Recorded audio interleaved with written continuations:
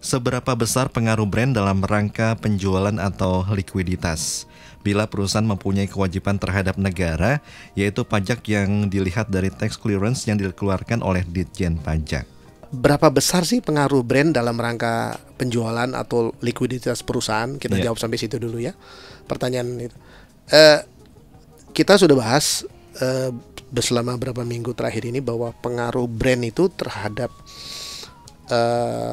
suatu business entity, satu aktivitas perusahaan itu sangat kuat.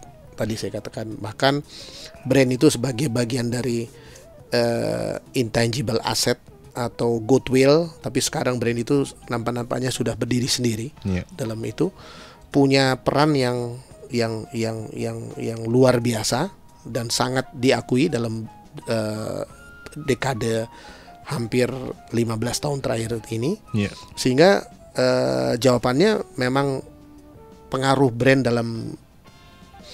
dalam aktivitas bisnis, dalam aktivitas suatu bisnis itu sangat kuat. Sangat kuat sekali.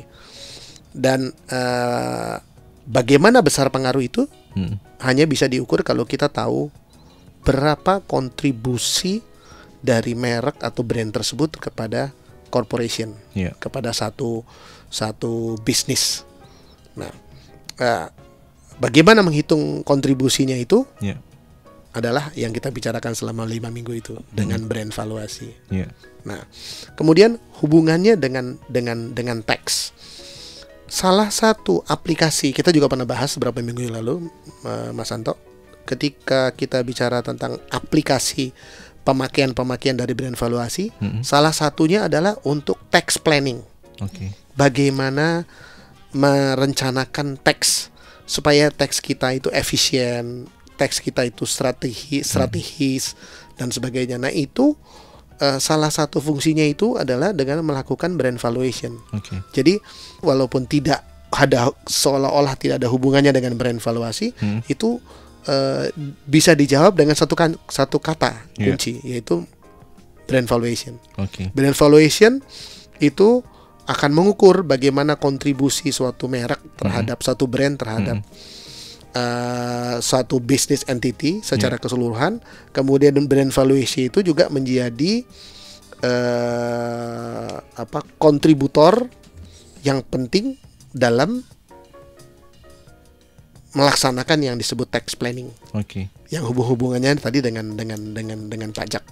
Artinya begini, pajak itu sesuatu yang ada hubungannya dengan profit and loss. Balance sheet.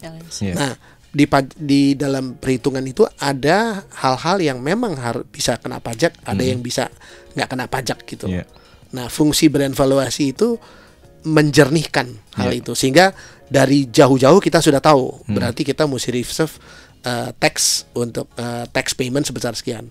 Atau dari jauh-jauh kita sudah merencanakan berarti tax kita harus sekian. Jadi brand harus diukur dengan brand valuation, kemudian bisa diketahui sampai sejauh mana kontribusi sebuah brand terhadap perusahaan, baru bisa diketahui taxnya, Pak. Kira-kira seperti itu hubungannya ya. Kira-kira begitu. Nah, ini tentunya kalau bicara mengenai brand valuation, kita nggak bisa melepaskan tugas seorang valuator ya, Pak Edi ya. Ini langkah-langkah yang dilakukan oleh valuator dalam mengerjakan sebuah brand valuation ini apa aja, Pak?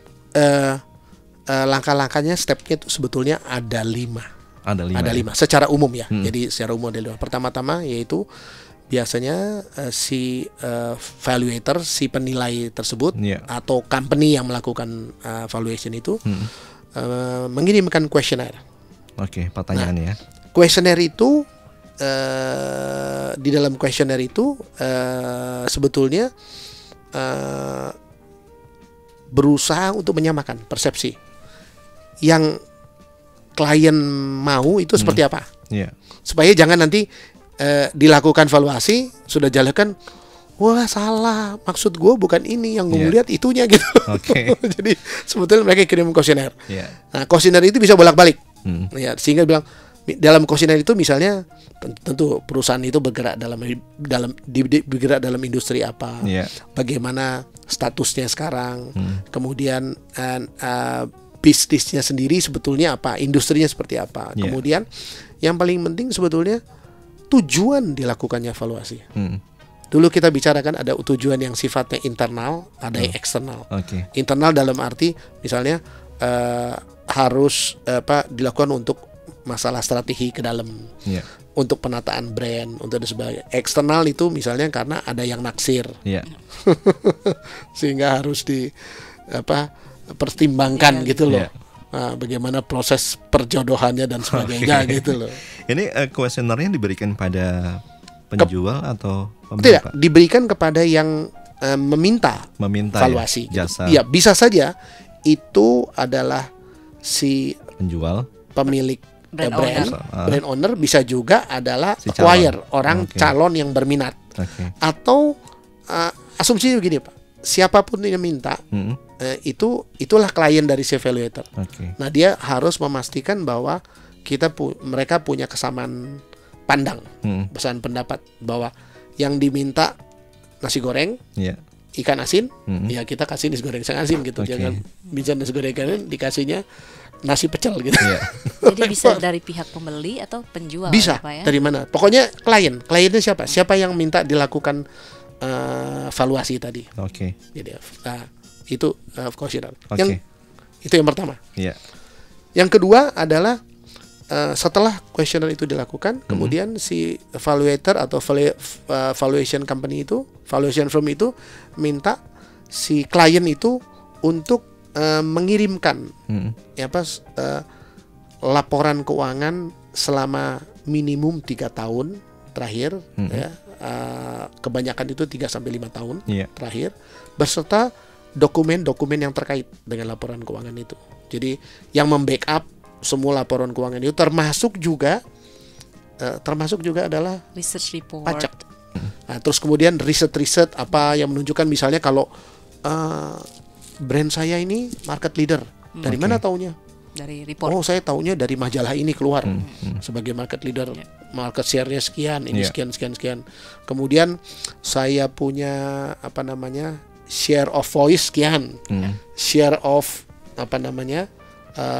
minds-nya sekian, dan sebagainya.